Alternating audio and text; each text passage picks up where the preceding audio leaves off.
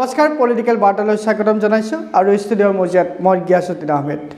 যোৱাকালি দিনটোত অসম গণ পৰিষদৰ মুখ্য কাৰ্যালয়ত উপস্থিত হ'ল ভাৰতীয় জনতা পাৰ্টীৰ অসম প্ৰদেশৰ ৰাজ্যিক সভাপতি দিলীপ শইকীয়া।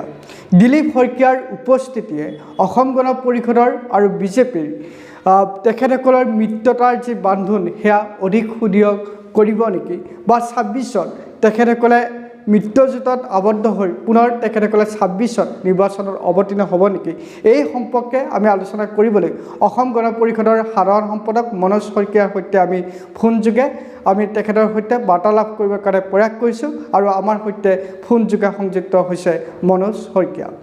মনোজ শইকীয়া ডাঙৰীয়া, আপোনাক আমাৰ অনুষ্ঠানলৈ স্বাগতম জনাইছোঁ। ধন্যবাদ। যোৱাকালি দিনটোত ৰাজ্যিক বিজেপিৰ সভাপতি দিলীপ শইকীয়া অসম গণ পৰিষদৰ মুখ্য কাৰ্যালয়ত উপস্থিত হ'ল। তেখেতৰ উপস্থিতিয়ে অসম গণ পৰিষদ আৰু বিজেপিৰ যি মিত্ৰ সেয়া অধিক সুদৃঢ় হ'ব আৰু ইয়াৰ ইংগিত বহন কৰে নেকি যে ২০২৬ চনত আপোনালোকে মিত্ৰজোঁটত আবদ্ধ হৈ নিৰ্বাচনত অৱতীৰ্ণ হ'ব?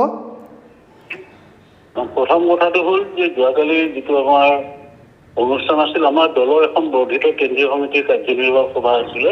হয়, সেইখন অনুষ্ঠিত হোৱাৰ পিছত ভাৰতীয় জনতা পাৰ্টী অসম প্ৰদেশৰ মাননীয় সভাপতি দিলীপ শইকীয়া ডাঙৰীয়া হয়, আমাৰ দলৰ মুখ্য কাৰ্যালয়লৈ আহিছিল হয়, এক সৌহাৰ্দ্যপূৰ্ণ মত বিনিময়ৰ বাবে। হয়, আৰু তেখেত দলৰ ৰাজ্যিক সভাপতি নিৰ্বাচিত হোৱাৰ পিছত হয়, আমাৰ কাৰ্যালয়লৈ তেখেতৰ এইটো প্ৰথম ভ্ৰমণ আছিলে। হয়, আৰু আমাৰ কৰ্মীসকল বা আমাৰ বিষয়ববীয়াসকল তেখেতৰ উপস্থিতিৰ বাবে যথেষ্ট উৎসাহী হৈছে। হয়, আৰু যিহেতু আমি দুয়োটা দলে মিত্ৰজোঁটত আবদ্ধ হৈ আছো, হয়, আৰু সেইকাৰণে আমি আমাৰ মিত্ৰতাটো অধিক শক্তিশালী আৰু অধিক ফলপ্ৰসূ কৰিবৰ কাৰণে হয়, দিলীপ শইকীয়া ডাঙৰীয়াৰ এই ভ্ৰমণ হয়, নিশ্চিতভাৱে এটা আশাব্যঞ্জক খবৰ।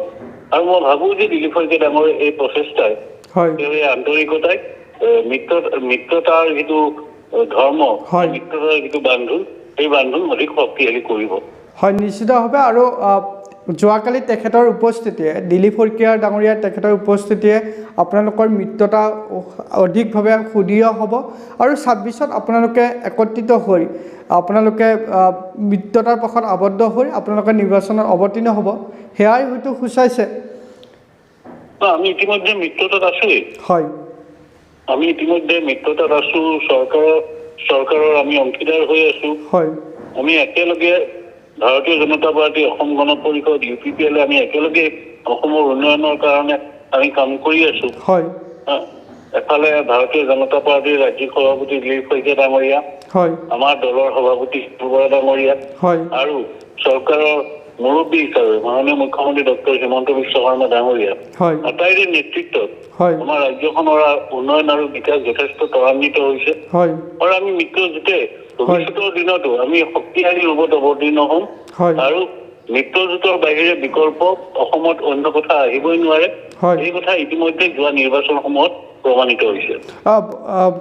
মনোজ শইকীয়া ডাঙৰীয়া, এটি প্ৰশ্ন, যদিও প্ৰশ্নটো অধিকভাৱে এই প্ৰশ্নটো বিশেষৰূপে চৰ্চিত হয় যে আপোনালোকে এই মুহূৰ্তত আসন বুজাবুজি যিটো প্ৰশ্ন উত্থাপিত হৈছে, সেই আসন বুজাবুজি প্ৰশ্নটো যোৱাকালিৰ সভাখনত বিশেষৰূপে উত্থাপিত হৈছিল নেকি?